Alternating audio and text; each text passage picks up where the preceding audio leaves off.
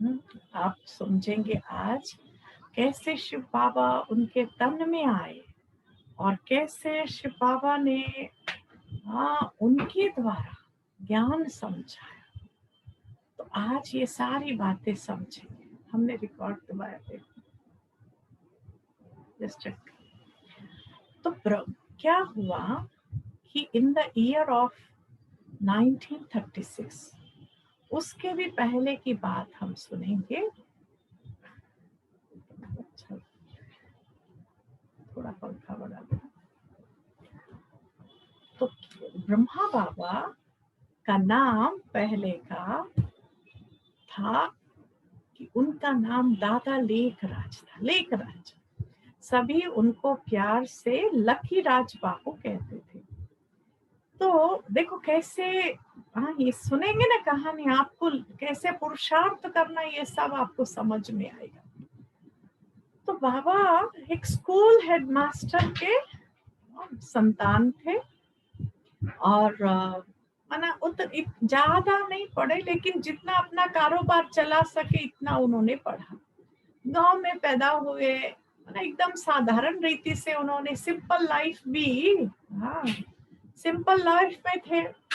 फिर उसके बाद क्या हुआ कि जैसे धीरे धीरे ना, थोड़ा उस समय तो पढ़ाई लिखाई, बाबा का जन्म 1863,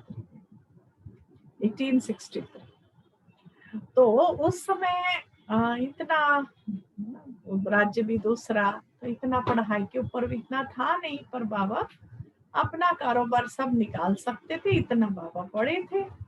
फिर क्या हुआ, बाबा बड़ा छोटेपन से ही भगवान से बहुत प्यार था और उन्होंने चाहा कि मैं बड़ा होकर के सन्यासी बनूंगा, एक कोई आश्रम में चला जाऊंगा।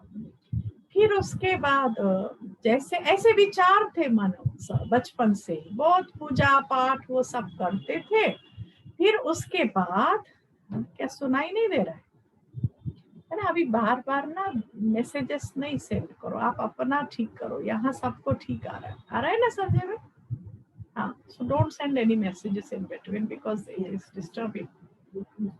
हाँ नहीं नहीं ठीक है, आ रहा है। हाँ, आप लोग अपना ईयरफोन लगाओ तो सुनाई देगा। ओके, तो फिर क्या हुआ, बिकॉज ब्रेक है ना, लाइन टूटती है। फिर बाबा का जब इतना भक्ति भावना था, पूजा पाठ करते थे, फिर क्या हुआ, बाबा थोड़ा बड़े हुए तो अपने मामा के दुकान में जा करके बैठते थे। उनका अनाज का दुकान था, तो उनका अनाज का दुकान था, वहां पर बैठे बैठे बिजनेस करना ये सब सीख रहे थे। वो मामा बड़े दानी थे, पर उनके साथ ये भी दान करते थे अपने हिस्से से ही।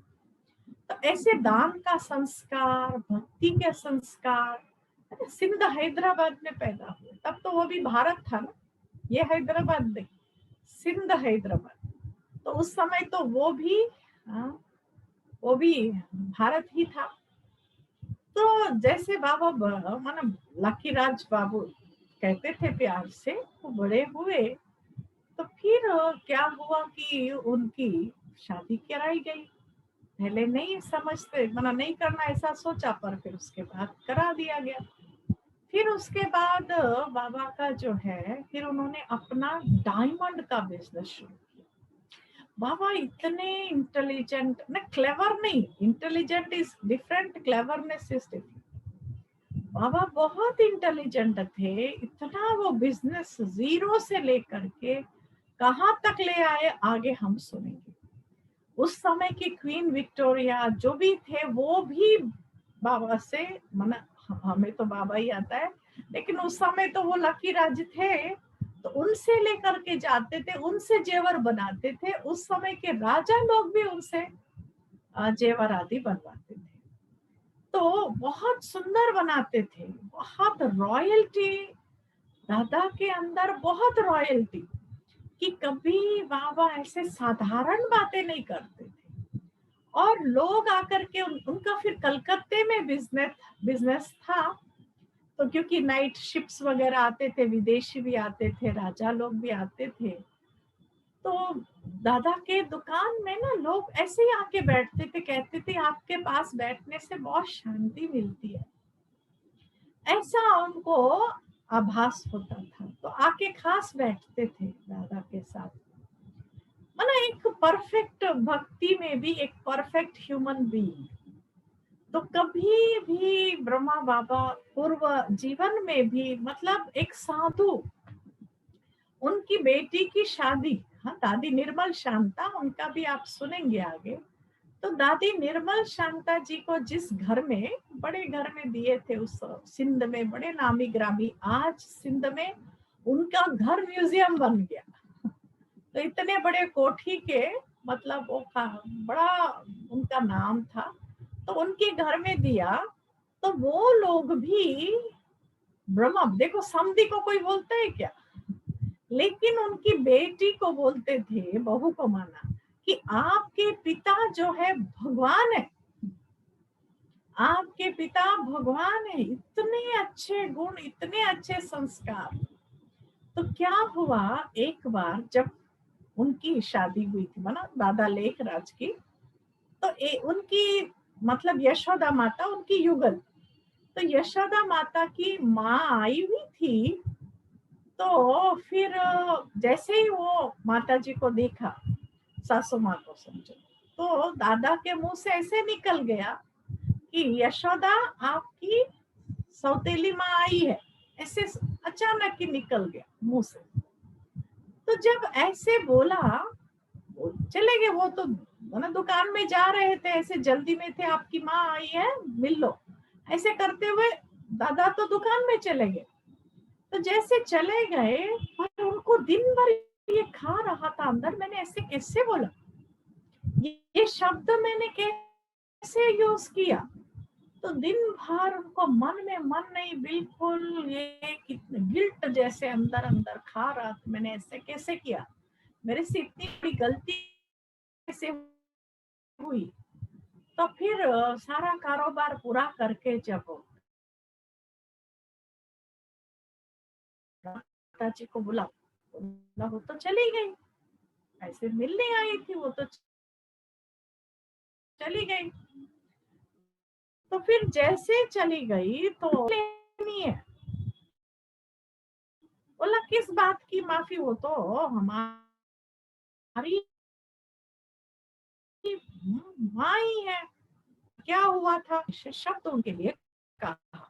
बोला कोई बात नहीं, वो तो हाँ ठीक है, बात तो सही नहीं है, लेकिन कभी उन्होंने हमको ऐसा तो नहीं देखा, हम बहुत प्यार से हमको पाला, लेकिन लो हमारी माँ है ना, कोई बात नहीं, आप छोड़ दो उस बात को। बोला नहीं नहीं, जब तक मैं उनसे माफी नहीं लेता मैं पानी भी नहीं पियो। ऐसे कुछ भी, सचमुच उस रात को भोजन भी नहीं खाया, दूध भी नहीं पिया। बोला अभी तो रात हो गई, सवेरे जाएंगे, वो भी परेशान हो जाएंगे। तो बोला क्या, तो रात को कुछ भी ना खा से ही सोए, और सवेरे उठ के पहले उनके पास गए फ्रेश होके।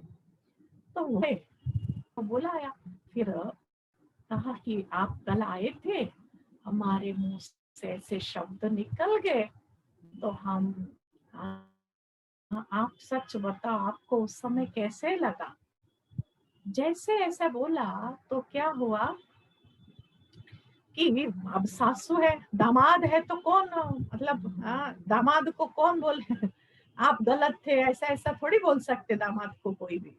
तो ऐसा नहीं बोले, तो क्या किया फिर, नहीं नहीं माँ आप सच सुनाओ, नहीं तो ये आज भी भोजन नहीं करेंगे, कल तो किया ही नहीं, आज भी नहीं करेंगे। तो फिर क्या किया दादा लेखराज ने, वहाँ जैसे इंसिस्ट किया, तो यशोदा माता जी की माँ ने बोला सचमुच आप जब ऐसे सौतेली माँ बोला, तो मेरे को थोड़ा तो फील हुआ, दुख तो हुआ। फिर लगा कोई बात नहीं, मैंने कभी ऐसा व्यवहार तो किया ही नहीं, तो ऐसे क्यों कहा, थोड़ा फील हुआ। पर बेटा जाने दो, कोई बात नहीं, आप आप कुछ नहीं फील करना, आप भोजन कर लो। तो फिर वो एकदम है ना, वो बात समझ करके कि फील होता है, क्योंकि समझ रहे हैं ना पहले मेरे शब्दों का असर सामने वाले पर कितना पड़ता है। तो जब समझ गए तो फिर रियलाइज किया, फिर उन माता जी के पैरों पर साष्टांग प्रणाम करके, सासू माँ देखो कोई साष्टांग प्रणाम करता है, साष्टांग प्रणाम करके आप मुझे माफ कर दो, मैंने बहुत गलत शब्द आपके लिए प्रयोग किया। तो इतनी नम्रता, इतनी मतलब डाउन टू अर्थ जो कहते हैं ना, दो डाउन अर्थ पे ही लेट गए पूरा ही, ऐसे बाबा के गुण थे पहले से ही। तो फिर वो सास और ससुर दोनों तो ऐसा कि इतना अच्छा दामाद हमको मिला, उनके आंखों में से पानी आया प्यार की।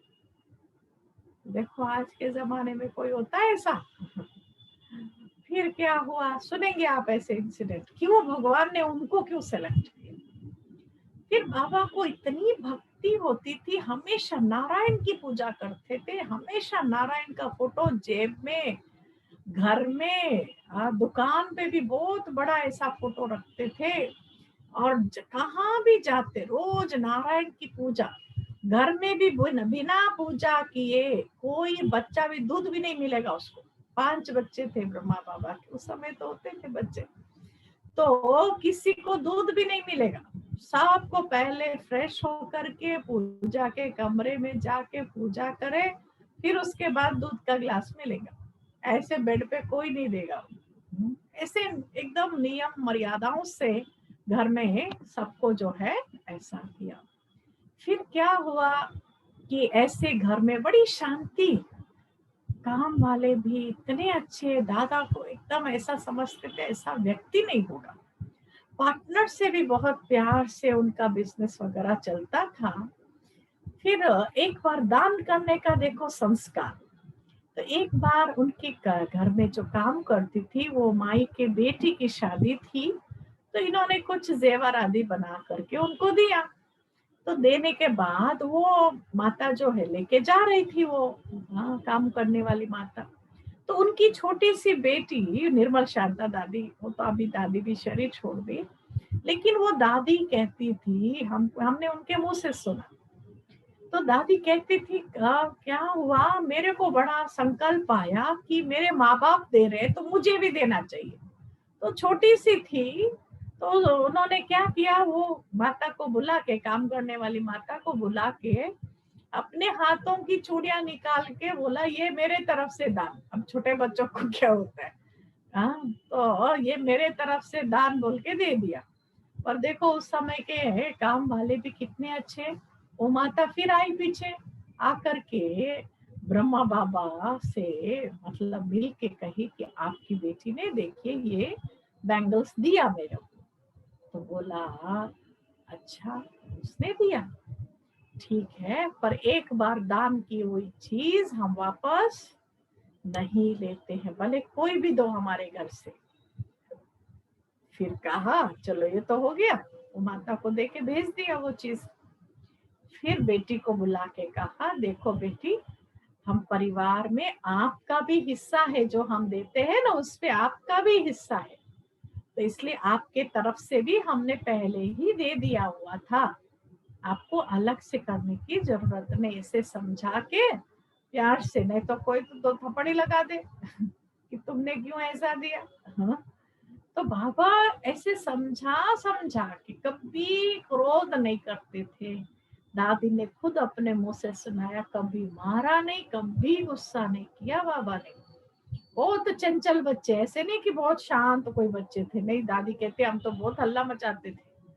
ब्रह्मा बाबा ऐसे बैठते थे ना, तो ऐसे हाथ में ना छोटे छोटे डायमंड्स को तो बहुत देखना पड़ता है, ऐसे वो क्या बोलते हैं, वो लेंस होते हैं ना, तो उसको लेकर के ब्रह्मा बाबा ऐसे बड़े, क्योंकि बहुत देखना पड़ता है कौन सा सच्चा हीरा, कौन सा क्या वैल्यू, ऐसे बहुत जोर से ऐसे देख रहे थे। एक बार तो जैसे बच्चे नहीं ऐसे आते एकदम ऐसे हाथ डाल करके झूमते हैं ना, तो ऐसे झूमते झूमते फिर बाबा तो ऐसे देख रहा था, फिर उन्होंने क्या किया, ऐसे कर दिया पूरे वो छोटे छोटे हीरे। दादी ने खुद सुना है इंसिडेंट, ऐसे किया तो पूरे गिर गए। छोटे छोटे हीरे, मतलब कोई होते हैं ना पतले पतले। फिर बाबा खुद बैठ करके कुछ भी नहीं बोला, कोई बात नहीं, बच्चे है ना, ऐसे करके सारे हीरे एक एक एक एक ढूंढ ढूंढ के उठाया। देखो कितनी पेशेंस, कोई चिड़चिड़ाहट ही नहीं है बाबा के व्यक्तित्व में। फिर एक बार की बात सुनाते, बड़े इंटेलिजेंट बहुत थे, युक्ति युक्त काम। तो ये निर्मल शांता दादी जो है बाबा को बहुत जैसे क्लोज थी, तो क्या हुआ, निर्मल शांता दादी को बेटी कन्या माना पवित्र कन्या को बहुत, बाबा की भक्ति भावनाएं तो बहुत थी, तो कन्या को पवित्र लक्ष्मी समझ करके क्या करते, कोई भी नया जेवर बनता था ना दुकान में, तो वो ला करके खास कन्या के गले में डालो, या जो भी चीज बनती थी वो उनको पहनाते थे। उनको पहना करके फिर कहते थे इसके अच्छा रेट आएगा, ऐसा समझ, व्यापारी तो होते हैं ना बहुत भावना वाले, तो ऐसा वो अपनी बेटी को पहनाते थे। तो एक बार कहते एक कोई बक्कल ऐसी चीज थी जो पहना दिया, रात को दुकान से आए, बेटी को पहना दिया। अब वो बेटी तो घर में ही घूमती रहती है, तो दूसरे दिन क्या हुआ, वो बिक्री हो गई। अब बिक्री हो गई तो वापस देना पड़ेगा ना उसको, तो उसको बुलाया, बेटी इधर आओ, वो चीज दे दो, आज किसी को देना है। बोला नहीं मैं नहीं देती, छोटे बच्चे तो होते ना, मैं नहीं देती, ये मेरी है। तो ऐसे जिद करने लगी। तो फिर बाबा ने क्या किया, इसको ऐसे नहीं, वैसे नहीं तो खींच लो तो 1 सेकंड की बात है, लेकिन बाबा ने क्या किया, अपनी युगल को बुला के, यशोदा आज से ना इसको सब कल की चीजें खिलाना, इसको शायद बासी पसंद है, मेरे को ऐसा लग रहा है। बोला छी मैं बासी नहीं खाऊंगी, मेरे को तो फ्रेश गरम गरम खाना है। अच्छा तुमको गरम पसंद है, फ्रेश पसंद है, या कल का बासी पसंद है? नहीं मुझे फ्रेश पसंद है। अच्छा तो फिर ये बासी बक्कल क्यों पहना हुआ है? अच्छा ये बासी है। बोला हाँ ये तो बासी, आज नया आ जाएगा और एक। अच्छा तो ले लो, बेटी ने दे दिया। तो ऐसे युक्ति से बच्चों से भी बाबा जो है काम निकालता था, ताकि उनको भी दुख ना हो, अपना काम भी निकल जाए। इतने पेशेंस वाले व्यवहार में भी। तो एक बार क्या हुआ, टुडे स्टोरी टाइम, ओके, तो स्टोरी नहीं है पर हमें भी प्रैक्टिकल लाइफ में सीखने की बात है। तो क्या हुआ फिर, और एक बार बाबा ऐसे बहुत महंगे बहुत कीमती हीरे देख रहे थे। अचानक ही क्या हुआ कि वो ऐसे देखते देखते उनको कुछ काम याद आ गया, माना गद्दी, जैसे उस जमाने में गद्दी कहते हैं, गद्दी माना चैम्बर, जैसे जहां पर बॉस बैठते हैं ना उसको गद्दी कहते हैं। तो काम वाले सब काम कर रहे थे दूसरी तरफ, और यहाँ बाबा की गद्दी थी, तो वो बाबा बैठे थे। तो अचानक कुछ उनको काम याद आ गया, और बाबा को बहुत विश्वास अपने काम करने वालों पर, और सीधा उठ के चले गए। उठ के चले गए, बहुत समय के बाद आए, आकर के देखा तो लाखों के हीरे नहीं दिखाई दे रहे। तो पापा ने बोला अभी क्या करे, दूसरा कोई हो तो हाफ ही हो जाए पूरा। और बाबा ने बड़ी धीरज से शांति से कहा अच्छा अब किसको पूछूं, तुम लोगों ने निकाला, क्या हो गया, गुस्से वाला तो फिर किसको भी डांट दे। तो दादा ने क्या किया, काम वालों जो उनके कर्मचारी थे उनको बुला करके कहा अच्छा मेरी गैर हाजिरी में यहाँ कोई आया था? देखो पूछने का तरीका देखो, मेरी गैर हाजिरी में यहाँ कोई आया था? तो फिर कर्मचारियों ने कहा हाँ हाँ वो जो होते हैं ना, क्या होते हैं, गोल्ड स्मिथ होता है ना, उसके बच्चे आए। तो दादा समझ गए, गोल्ड स्मिथ के तो आते रहते हैं ना, उनका तो कारोबार ही होता है ज्वेलर के साथ, उसके बच्चे आए। तो अच्छा, दादा ने क्या किया, मिठाई की डब्बा लेकर के, दूसरा कोई हो तो पुलिस ही ले जाए लेकिन बहुत शांति से मिठाई का डब्बा पकड़, क्योंकि बहुत महंगे हैं वो तो फिर गए उनके पास, जा करके मिठाई लेकर के, वो बच्चे जैसे दादा को देखे तो भागे अंदर घर में। तो फिर उनके नहीं है, तो वो गोल्ड स्मिथ घर में नहीं थे। तो फिर वो माता से बात करते करते बच्चों को बुलाएंगे, तो बोला वो धीरे से उसके छोटे वाले को पकड़ा, वो तो भाग रहे थे, तो छोटे वाले को पकड़ के बोला आप लोग जो हीरे ले आए थे ना वो कहाँ है? अच्छा भैया ने बता दिया, मेरे को बोला नहीं बताने का, वो छोटा बोल दिया। हाँ तो बोला क्यों ले आए? बोला हम लोग ना वो खेलने ले आए। खेलते हैं ना बच्चे ऐसे मार्बल्स से, तो वो खेलने ले, देखो लाखों के हीरे उनके किस काम के? हाँ खेलने के लिए ले आए। तो हाँ गोटीలు ఆడతారు కదా, అంత వజ్రాలు తీసుకొచ్చి गोटीలు ఆడుకోవడానికి చూడండి। तो फिर बाबा ने कहा आप वो लाके दे दो तो मैं आपको सोने की अंगूठी गिफ्ट दूंगा। बोला सोने की अंगूठी देंगे आप? हाँ दे दो, वो आपको सोने की अंगूठी देंगे। तो सोने की अंगूठी तो छोटी चीज थी उसके आगे। तो बच्चे फिर लालच में आ गए, वो आकर के हीरे पूरे वापस दे दिए। हाँ देने के बाद ऐसे नहीं कि बच्चों को ही बोला, नहीं जो वादा किया उसको पूरा करने सचमुच सोने की अंगूठी बना करके बच्चों को गिफ्ट भी दिया, और कहा कभी बिना पूछे कोई चीज कहाँ से उठाना नहीं, नहीं तो पुलिस पकड़ के ले जाएगी, उनको सावधान भी किया। तो देखो ऐसे गुण वाले थे, ऐसे कलयुग में कोई हो सकता है? इतनी शांति से, इतनी बड़ी बात पर कितनी शांति से धीरज से हर काम निकाल लेते थे, सबके साथ बहुत युक्ति से चलते थे, और गुरुओं के प्रति बहुत श्रद्धा। गुरु जी सत्संग भाषण पूजा पाठ बहुत। किसी को गिफ्ट भी देना हो ना, कोई शादी कोई हाँ कहाँ पर कुछ भी होता था, तो बाबा जो है ना कोई मंदिर गिफ्ट देता था, कोई भगवत गीता गिफ्ट देता था, ऐसे आध्यात्मिक चीजें ही देता था। बाकी ऐसे ऐसे नहीं कोई कमर्शियल चीजें या ना एकदम लौकिक दुनिया वाली चीजें नहीं देते थे, ताकि इनके अंदर भी भक्ति भावना बढ़े, भगवान के प्रति श्रद्धा बढ़े। ऐसे गृहस्थ में रहते हुए एक साधु का क्या होता है वो देखा। फिर क्या हुआ, गुरुओं के प्रति श्रद्धा कितनी थी, गुरु की आज्ञा सिर माथे। तो एक बार उसके पहले और एक कहानी और एक बात कि उनकी बहू की शादी वना बेटे की शादी, कि वो भी अब दादी थी, वो भी बाद में समर्पित हुआ किया उन्होंने भी अपना जीवन। तो एक लड़की को देखा तो पसंद आई दादा को, तो वो गए उनके भाई के पास, उनके माँ बाप नहीं थे वो कन्या के, तो उनके भाई के पास गए और फिर बात किया आपकी बहन को हम अपने घर की बहू बनाना चाहते हैं।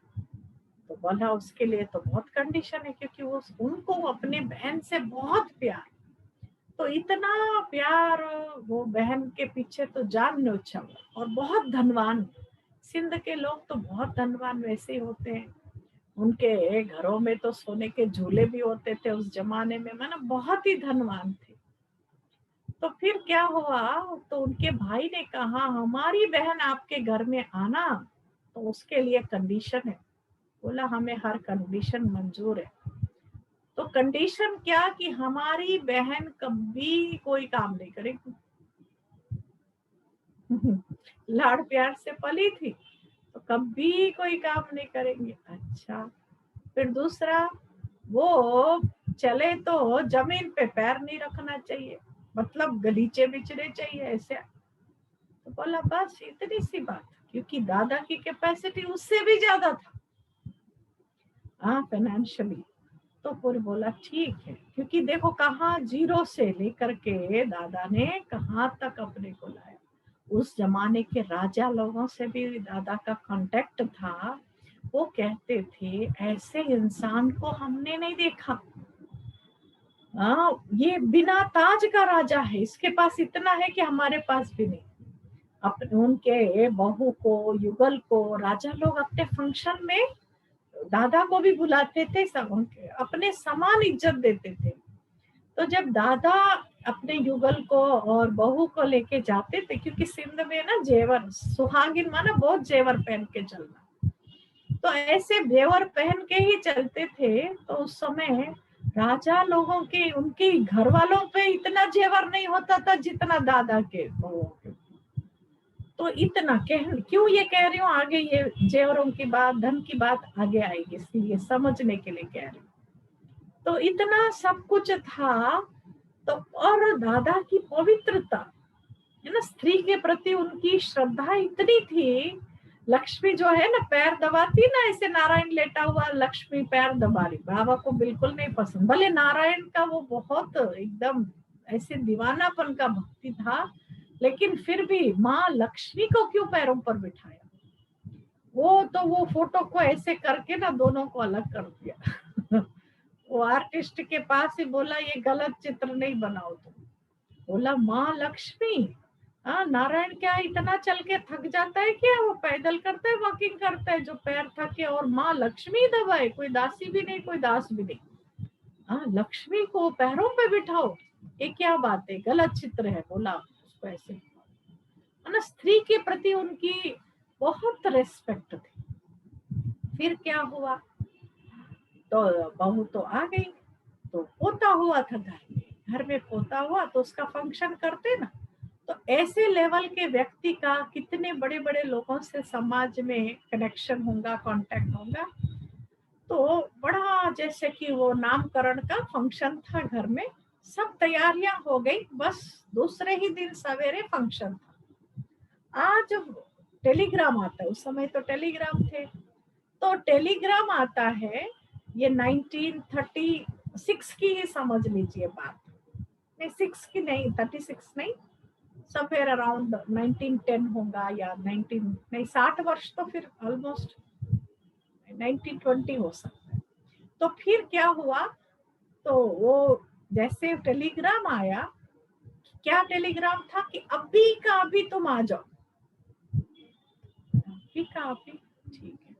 तो यशोदा माता को बुला के दादा ने कहा सारा फंक्शन कल का कैंसिल। क्यों? बोला गुरुजी की आज्ञा सिर माथे, बस कल जाना ही है मुझे, गुरुजी ने बुलाया। भाई कल इतना फंक्शन है घर में, बता दो परसों आएंगे। बोला मौत आएगी तो बताएगी, कल आ जाओ हमारे घर में फंक्शन है। तो गुरु माना मौत के बराबर, मतलब इतना अपने को ऐसा समझना पड़ेगा, उनकी बात हम टाल नहीं सकते। सारा फंक्शन कैंसिल करके चले गए। और गुरुजी को क्या था, पैसा चाहिए था, क्योंकि उनके दूसरे जो शिष्य थे ना, वो जुआ खेल के बहुत पैसे हार गए। देखो गुरुओं का, गुरु से भी ज्यादा ये शिष्य जो है, ये नंबर 1 क्वालिटी का। तो ऐसे ऐसे 12 गुरु किया है दादा। तो फिर क्या हुआ, जैसे बाबा को 60 वर्ष पूरे हो रहे थे ना, तो यशोदा माता ने कहा अभी 60 वर्ष आपके पूरे हो रहे हैं, अभी ये कमाई, ये पैसा, ये सब बस, क्योंकि वो भी माता जी भी बहुत भक्ति वाली थी। अभी हम पूजा पाठ में लग जाएंगे, वानप्रस्थ ले लेंगे। तो बोला, दादा ने कहा अच्छा ठीक है, तुम्हारी बात भी मैं मना नहीं करता हूँ, और हम जो है ना, बस मेरे को 2 साल और दे दो, 2 साल और कमा करके मैं सब वाइंड अप कर दूंगा, मैं कुछ नहीं करूंगा, फिर हम दोनों ऐसे भक्ति में ही जी लेंगे। तो ये ब्रह्मा बाबा का प्लान था, लेकिन ऊपर शिव बाबा का प्लान क्या था, किसका सक्सेसफुल जाएगा, उसका ही प्लान सक्सेसफुल जाएगा ना। तो ये ब्रह्मा बाबा का तो प्लान और 2 साल कमाने का था, लेकिन क्या हुआ, थोड़े ही दिन में बाबा को ना जैसे कि व्यापार से सबसे वैराग आने लगा, क्योंकि ऊपर शिव बाबा को आने की तैयारी चल रही है। तो थोड़े ही समय में ये क्या व्यापार है, ये क्या हीरे है, ये कोई सच्चे हीरे है ही नहीं, किसी को सुख शांति तो दे नहीं सकते, ये हीरे और पत्थर में फर्क क्या है, ऐसे मना दुनियावी बातों से उनका वैराग आ रहा था। तो ऐसे वैराग आते आते फिर दादा ने क्या किया कि अभी मेरा मन नहीं लग रहा है, मेरा मन बड़ा बेचैन हो रहा है, कहीं और सत्य कुछ और है, उसको मुझे समझना है, तो मुझे अपने को थोड़ा एकांत में रखना है करके, तो परिवार वालों से छुट्टी लेकर के बॉम्बे में बबुलनाथ का मंदिर के बाजू में एक कोठी है, हमने देखा वो कोठी। तो वहां पर कोठी मानो एक बड़ा जैसे भवन जैसा, तो वहां पर उनके फ्रेंड का वो भवन था। तो वहां एकांत में, कोई रहता नहीं था उसमें, तो एकांत में बैठते थे, भगवत गीता पढ़ते थे और एकांत में बैठे रहते थे। तो ऐसे बैठे बैठे एक बार क्या हुआ, अचानक ही विष्णु चतुर्भुज का साक्षात्कार हो गया। अहम विष्णु चतुर्भुज तत्व, शंख चक्र गदा पुष्प ये सब दिखाई दिए। फिर बोला, समझ में कुछ नहीं आया, पर बड़ी खुशी हुई कि जिसकी पूजा मैं कर रहा था वो आज मुझे दर्शन दे दिए। तो शायद गुरुजी ने मेरे को साक्षात्कार कराया होगा। तो भागे गुरुजी के पास। गुरुजी को जब सुनाया कि ऐसे ऐसे मेरे को साक्षात्कार हुआ और ये वरदान मिला कि तत्त्वम, तुम ही मैं ही तुम, ये क्या है, मुझे कुछ समझ में नहीं आया। गुरुजी के हाव भाव ऐसे दिख रहे थे जैसे गुरुजी को तो अनभिज्ञ है पूरा, इनको पता ही नहीं है कुछ। तब दादा को लगा कि ये ताकत इस मनुष्य की नहीं है, ये भी मनुष्य ही है, ये परमात्म शक्ति है जो मुझे ऐसा अनुभव करा रहा है। बस फिर क्या हुआ, फिर थोड़े ही समय में उनको कलियुगी सृष्टि का महाविनाश दिखाई दिया। बैठे बैठे पूरा विनाश देख रहे थे, उनके आंखों से ऐसे आंसू आ रहे थे, क्योंकि दादा तो किसी को दुख ही नहीं दिए ना, कभी जीवन में किसी को दुख नहीं देते थे, इतने साधु जैसे व्यक्ति। परंतु जब उन्होंने थर्ड वर्ल्ड वॉर देखा, तब तो सेकेंड वर्ल्ड वॉर भी नहीं हुआ था, 1936 की बात है ये। तो थर्ड वर्ल्ड वॉर देखा, कैसे मनुष्य, कहाँ भूकंप आ रहा है, कहाँ पर बाढ़, मनुष्य बचने की कोशिश कर रहा है लेकिन कोई बच नहीं पा रहा है, ऐसे महाविनाश का भयंकर सीन देखा। तो वो सीन तो दादा को देखने का ही नहीं हो रहा था। फिर थोड़े ही समय में, हे प्रभु, क्योंकि उनको पता नहीं कौन दिखा रहा है, मेरे को रोज ही एक साक्षात्कार आ रहा है, रोज ही कुछ अनुभव हो रहा है। तो वो सारा ऐसा देख करके फिर कहा, हे प्रभु मुझे कुछ और दृश्य दिखाओ, बिकॉज वही दृश्य में ज्यादा समय नहीं देख पाए, क्योंकि उन्होंने तब तो मेडिटेशन भी नहीं किया हुआ था ना, वो तो एक सिंपल बिजनेसमैन थे उस समय, वो उनकी भी स्टेज नॉर्मल ही थी, लेकिन गुण अच्छे थे। तो फिर जैसे रिक्वेस्ट भगवान से किया, तुरंत ही क्या हुआ कि बहुत सुंदर सृष्टि दिखाई दी, ऐसी हरियाली हरियाली, सुंदर सोने के महल, बहुत बसंत ऋतु, और ऐसे में ऊपर से सितारे जैसे उतर उतर करके देवी देवता, प्रिंस प्रिंसेस ऐसे बन रहे थे, ऐसे छोटे छोटे देवी देवता भी ये दिखाई दिया। फिर थोड़े ही समय में लक्ष्मी नारायण जैसे सिंहासन पर बैठ करके राज्य कर रहे थे, वो दृश्य भी दिखाया। फिर भगवान की वाणी उनको सुनाई दी कि अभी आपके द्वारा ऐसी नई दुनिया आने वाली है, जहां पर नर नारायण होगा, नारी लक्ष्मी समान होगी, यथा राजा तथा प्रजा। बहुत जल्दी ये सब कुछ होने वाला है। अच्छा, भगवान ने इतनी बड़ी जिम्मेवारी दी। तो फिर उसके बाद दादा ने क्या किया, हाँ, वो जो गुरुजी थे ना, जिनको साक्षात्कार के बारे में बताया, गुरुजी सोचा ये तो शिष्य मेरे हाथ से गया, ये तो मेरे से भी कुछ उसको पावरफुल हो रहा है, तो इसको पकड़ो, नहीं तो पैसा कौन देगा। तो फिर गुरुजी ने कहा, मैं आ रहा हूँ, तुम बड़ा सत्संग का आयोजन करना।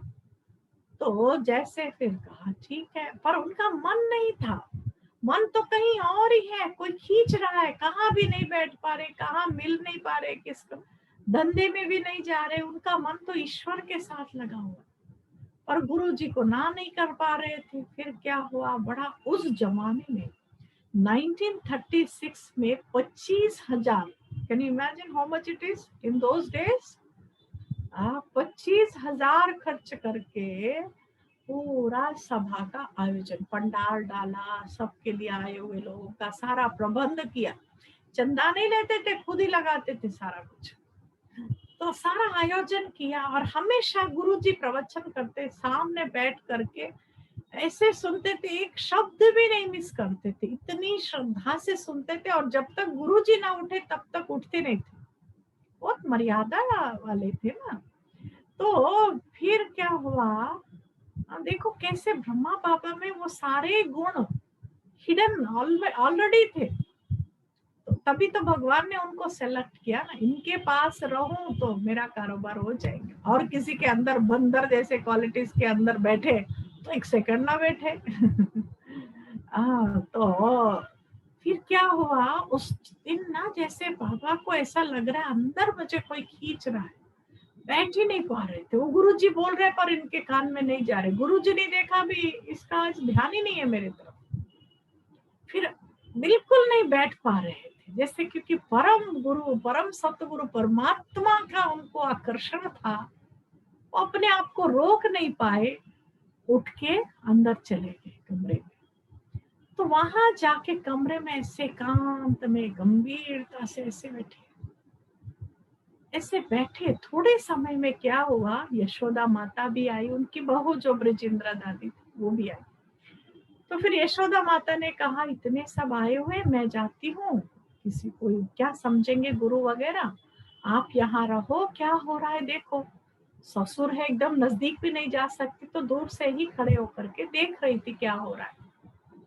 तो उस जमाने में तो घूंघट वूंघट निकालते थे ना, तो बाबा कहता था बच्ची घूंघट नहीं निकालो, बेटी तुम मेरी बेटी हो, ऐसा बाबा उनको कहता था।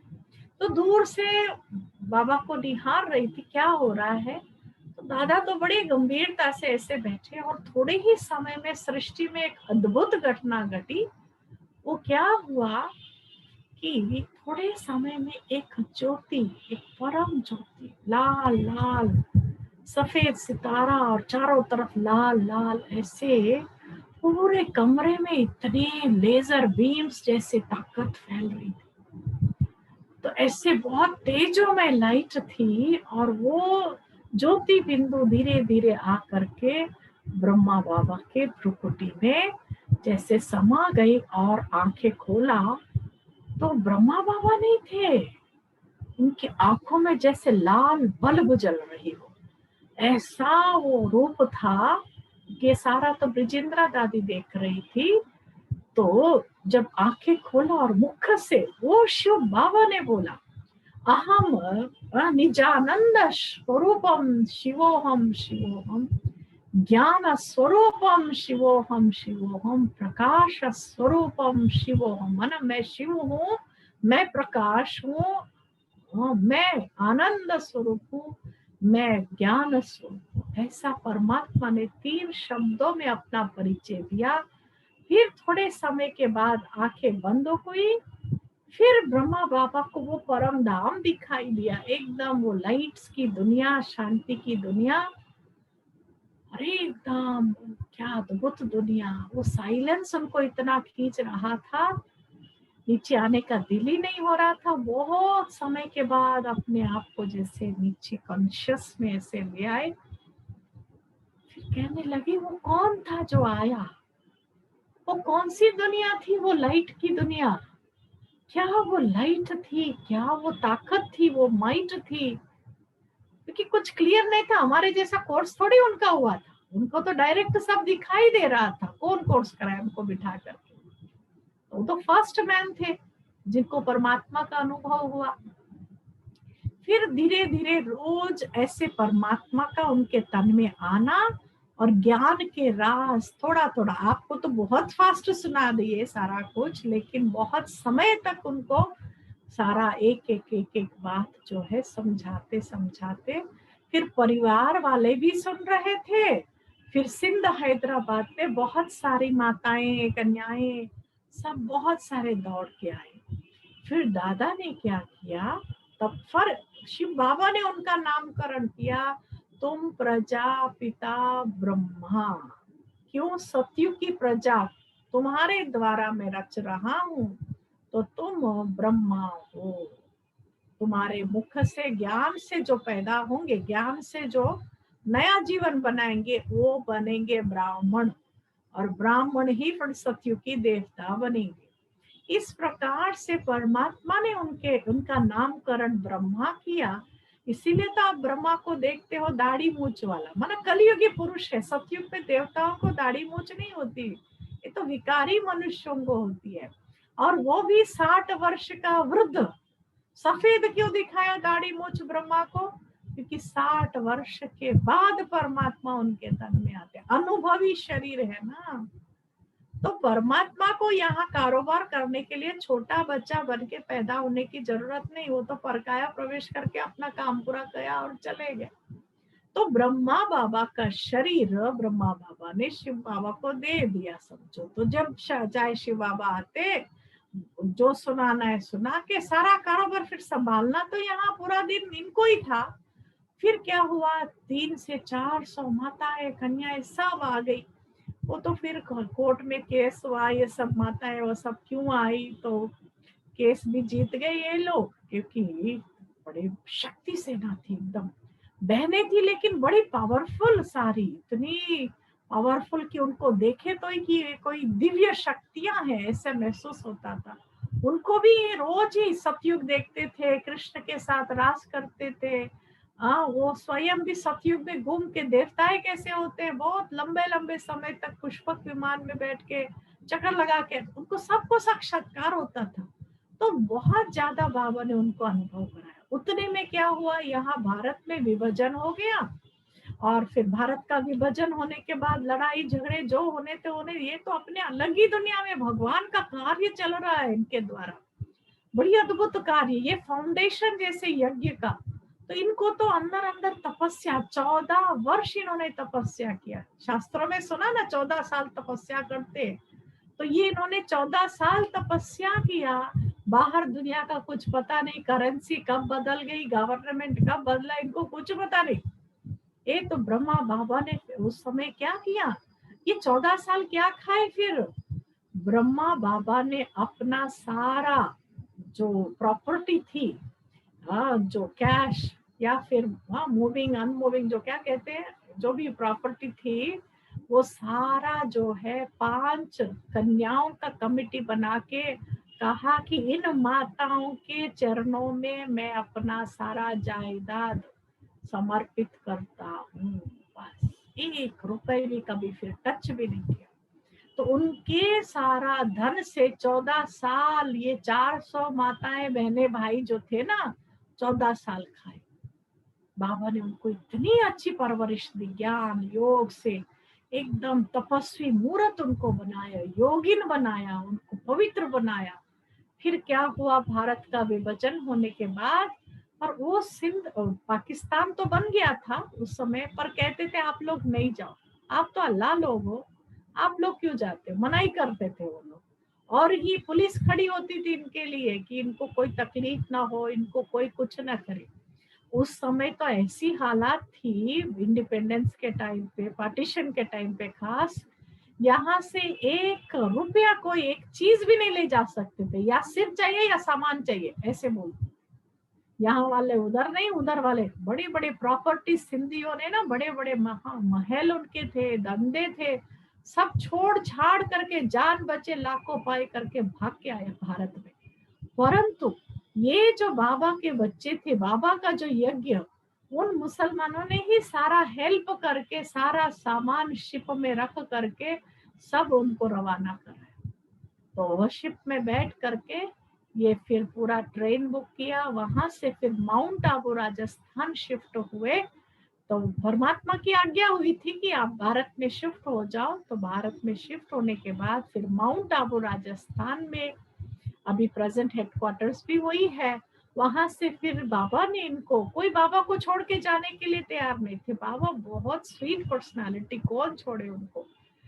परंतु विश्व सेवा तो करनी है, विश्व को पवित्र तो बनाना है। तो फिर इन दादियों को बहुत फोर्स भर भर करके, किसी को दिल्ली तो कहाँ तो बेंगलोर तो कहाँ तो बॉम्बे, कहाँ अहमदाबाद, ऐसे इन 300-400 दादियां जो थे इनको भेज करके फिर इनके द्वारा कई बाबा के बच्चे बने।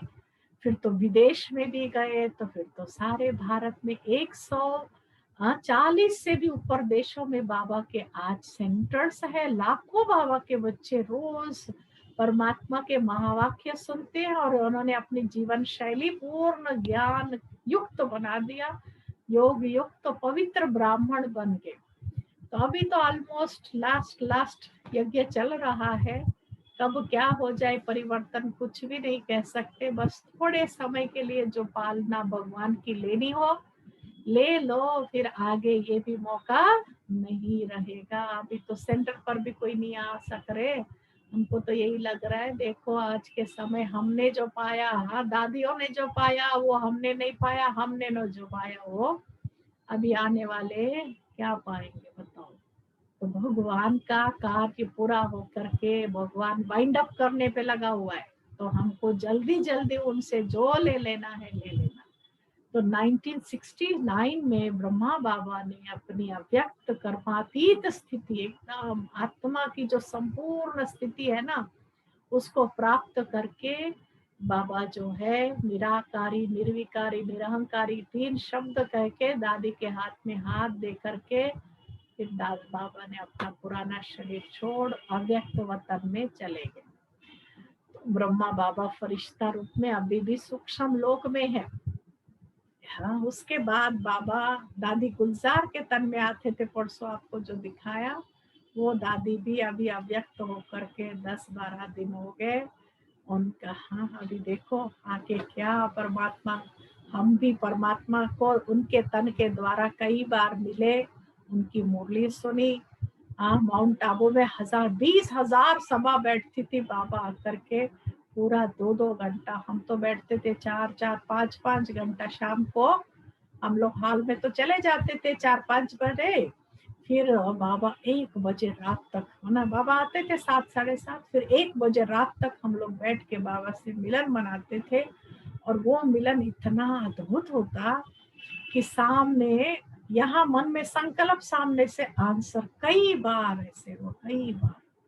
और बाबा का तो जैसे पुराने होते रहते, हमें भी मेडिटेशन की वो स्थिति, योग की गहराई में जाते रहते, लास्ट में तो बस वो लाइट ही दिखाई देता था और कुछ नहीं। तो बाबा की जैसे लाइट हम पर पड़ रही है, हम भी लाइट, बाबा भी लाइट। तो वो अद्भुत अनुभव शिव बाबा ने स्वयं आकर के कराए हजारों बाबा के बच्चों को। तो अब हम भी ऐसा अनुभव योग के द्वारा करते रहेंगे। तो अभी क्या होगा आगे वो भी सबके मन में हाँ बाबा ने आज ही संदेश में कहा, आज सभी ने दादी गुलजार के निमित्त माउंट आबू में भोग लगाया। तो मैसेज बाबा का यही आया, ट्रांस में जाते हैं कुछ दीदियां, तो उनके द्वारा बाबा ने कहा अभी आप कोई संकल्प प्रश्न नहीं करना, फुल स्टॉप की स्थिति में रहो, निसंकल्प हो जाओ, बाबा अपना कार्य कराएगा ही। कैसे कराएगा वो बाबा जाने। ओके, तो आज ये ऐसी स्थिति है। बाकी ब्राह्मण को तो अपना ज्ञान योग सब कारोबार बाबा का चलता ही रहता है। तो इस तरह से बाबा जो परमात्मा ब्रह्मा बाबा के तन में आकर के सुनाए, वो महावाक्य ही आपको रोज सुना रहे हैं। मीठे बच्चे करके शिव बाबा संबोधित करते हैं ब्रह्मा बाबा के मुख से। फिर अव्यक्त वाणी जो संडे सुनाते हैं उसको कहते हैं अव्यक्त वाणी, जो गुलजार दादी के तन में ब्रह्मा बाबा शिव बाबा दोनों आके सुनाते। तो संडे की इसलिए थोड़ी एडवांस क्यों होती है, क्योंकि वो ब्रह्मा बाबा की संपूर्ण आत्मा भी उनके साथ, तो इसलिए गहरी होती है। तो आप लोग भी सुनते रहेंगे। अच्छा, कल का जो क्लास होगा वो होगा थोड़ा सा, can we meet at 8:30 at least for half an hour? I don't want to put a break. कल बाबा का मिलन है, अगर आप लोग भी मिलन कर लो श्रद्धा से, हाँ तो करेंगे, कल करेंगे मिलन। कैसे शिव बाबा बात करते, फिर आगे कौन देखा अगले साल रहेंगे नहीं रहेंगे क्या पता, इसलिए कल देख लो। हाँ क्या बोलेंगे संजय में? हाँ तो कल शाम को कितने बजे होता है आप लोगों को? हम देखो सारे व्हाट्सएप पे है क्या? ये सब है व्हाट्सएप में? कौन कौन है ऐसे हाथ कर लो। राजयोगा ग्रुप में है सभी? राजयोगा ग्रुप जो व्हाट्सएप बना है उसमें थे सब लोग? अच्छा, तो आप सबको मिल जाएगा। हाँ, तो ये आपको लिंक भेज देंगे। टाइम इज 6:30 शुरू होता है ना बाबा का। सूरज भाई का क्लास भी भले सुन लेना, फिर समझ में आएगा। तो ऐसा है, 5 बजे से 8 बजे तक सारा कार्यक्रम चलता है। माउंट आबू से live all over the world जाता है। तो इसमें 5 बजे सीनियर सूरज भाई जो है ना, बहुत पुराने योगी बाबा के बच्चे हैं, वो समझाते कैसे शिव बाबा से मिलन मनाना होता है, अपने को आत्मा समझ करके कैसे शिव बाबा दादी को नहीं देखते हैं, उनके अंदर जो परमात्मा बैठे उनको देखते हैं। तो वो उनका अनुभव करेंगे। कल आप सुनेंगे भी मुरली। मुरली भले आपको समझ में नहीं आता होगा, कोई बात नहीं, पर आप अनुभव करते रहो। वो साइलेंस, वो दृष्टि, वो शक्ति, वो प्यार, कैसे परमात्मा टीचर बन के पढ़ाते हैं। अद्भुत बात है। हाँ, तो ऐसे कई अनुभव है। तो आज भी हम कह रहे हैं ना, आज भी मेरे को जो संकल्प आया वो बाबा की मुरली में आ गया सवेरे। आज तक भी हमारे संकल्प को आंसर करता है भगवान। संकल्प हमने किया ये याद भी नहीं रहता, दिन भर वो आ जाता है। कितना अद्भुत बाबा पालना दे रहा है परमात्मा, कोई मनुष्य भी नहीं दे सकता। बहुत ऐसी अद्भुत बातें हुई है, आपको सुनाते रहेंगे। तो कल शाम को लिंक आपको भेज देंगे। तो 6 बजे नहीं, 5 बजे, 5 बजे से 6 बजे तक भाई साहब का क्लास होगा। फिर 6 से 6:30 मेडिटेशन करते हैं सब लोग। उसके बाद बाबा को भोग लगाते हैं, तो फिर बाबा आते हैं। ओके, तो अपना यही जूम का लिंक में आता है ना। हाँ, तो नहीं, ये तो कोर्स का लिंक है ना भैया, मुरली के लिंक में लगाते हैं ना अपन। हाँ, तो मुरली का लिंक देना पड़ेगा। हाँ, तो आप सबको मुरली की लिंक देंगे, ठीक है। तो इसमें कल कल यही सुन लेना, परसों फिर हम मिलेंगे। परसों इज थर्सडे, राइट? थर्सडे हम मिलेंगे। तो उसमें महाभारत युद्ध क्या है, भगवत गीता किसने सुनाई, ये एक मैंने ये 2 बातें जब समझ में आ जाएगी अच्छी तरह से, फिर आप लोगों को ओनली मुरली सुनाना शुरू करते हैं। That is on Wednesday. Okay, तो अच्छा, Wednesday, so tomorrow is Tuesday. Okay, मैं एक दिन फास्ट जा रही थी शायद। क्योंकि कल दादी का था, तो हमको ऐसा सा। ठीक है, तो कल मंगलवार है, कल तो बाबा मिलन, मंगल मिलन कर लो परमात्मा से। हाँ, फिर उसके बाद बुधवार को बुद्धिवान का काम करेंगे। महाभारत क्या है अच्छी तरह से समझेंगे। महाभारत हुआ है या होने वाला है? महाभारत तो होने वाला है। सारे कौरव सेना बैठी है, यादव सेना बैठी है, हम पांडव भी बैठे। ये कैसे इसको कल पूरा राज समझेंगे बहुत अच्छी तरह से। ओके, बिल्कुल क्लियर कट, कौरव कौन, पांडव कौन, और हाँ, भगवत गीता क्या, कैसे रथ में बैठ के भगवान सुनाते, कोई प्रश्न नहीं बचेगा आपके अंदर। फिर तो एक टिक, एक परमात्मा में पूर्ण निश्चय बैठेगा। तो सदगुरुवार के दिन बाबा की फिर लंबी मूली सुनेगी पूरा पूरा। ओके, तो ये चलेगा। तो कल शाम को सभी, अच्छा, तो बाबा की जो कनेक्ट करेंगे, पर ऐसे नहीं चलेगा। हम लोग तो स्नान करते हैं शाम को, स्नान करके फ्रेश कपड़े पहन करके बड़ी श्रद्धा से शाम को हम लोग 5 बजे से बैठ जाते हैं। तो बाबा के फिर पूरे महावाक्य सुनते हैं, क्योंकि भगवान से मिलन तो कैसे हमको करना है। इसलिए बहुत श्रद्धा से हम शुद्ध भोजन करना, गंद मंद खा के नहीं बैठना। कुछ अनुभव नहीं होगा, वो ऐसे बैठे रहेंगे, क्या हुआ, कुछ भी नहीं। तुमने क्या किया जो तुमको अनुभव होगा? तो कोई कोई श्रद्धा से बैठते, उसको बड़ी भावना को भाड़ा दे देता भगवान। तो इसलिए बहुत श्रद्धा से शाम को स्नान करके फ्रेश कपड़े पहन करके, हाँ, एक अच्छी जगह है रे, पलंग पे है, मैं लेट गया, भगवान बैठ के सुना रही है, लेट के सुन रहा है। क्या स्टूडेंट है ये, वो टीचर है, ऑलमाइटी अथॉरिटी, और हम लेट के सुन रहे हैं। हाँ, बाबा कहता है बिल्कुल तुम बीमार हो भले लेटो, बाबा कभी ये भी कहता है, पर सुन जरूर। और हम बीमार तो नहीं है ना, हम सुने तो सही। तो इसलिए परमात्मा टीचर बन के कल हमारे लिए मुरली सुना रहे, तो हम सुनेंगे। ओके, ओम शांति। चलो 1 मिनट बाबा को याद करके फिर आपको लिंक भेज देंगे, तो कल कनेक्ट करना। सारा काम पहले कर लेना, ऐसे नहीं काम करते हुए बाबा से मिलन बनाओ, नहीं। कल एक दिन ऐसा सेट करो, सब बना के बाजू में करो, फ्री होके बैठो एकांत में।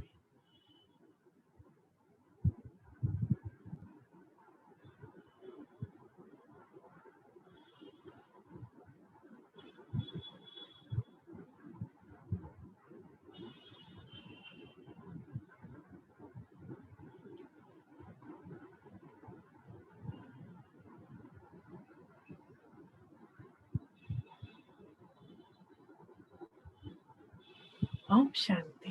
Good night. हाँ, आज देरी हो गई ना, इसलिए मैंने